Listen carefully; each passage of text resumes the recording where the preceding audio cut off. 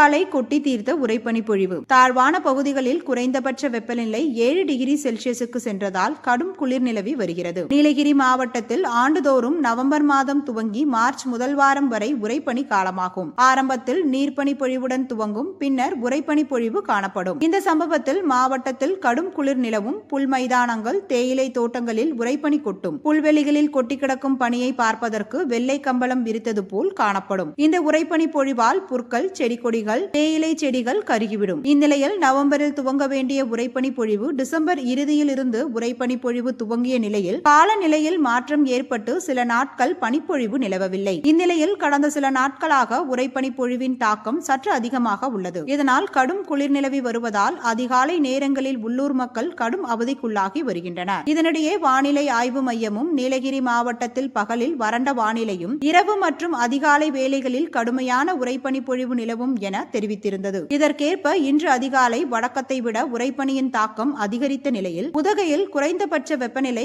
7 degree செல்சியஸாகவும் பதிவாகியிருந்தது. குறிப்பாக காந்தல், முக்கோணம், தலைக்குந்தா தாவரவியல் பூங்கா மைதானம், குதிரை பந்தய மைதானம் உள்ளிட்ட இடங்களில் உறைபனி கொட்டி கிடந்தது. மேலும் வாகனங்களில் உறைபனி படர்ந்து காணப்பட்டது. உறைபனி காரணமாக கடும் குளிர் நிலவி வருவதால் தொழிலாளர்கள் மற்றும் பொதுமக்கள் கடும் அவதியடைந்துள்ளனர்.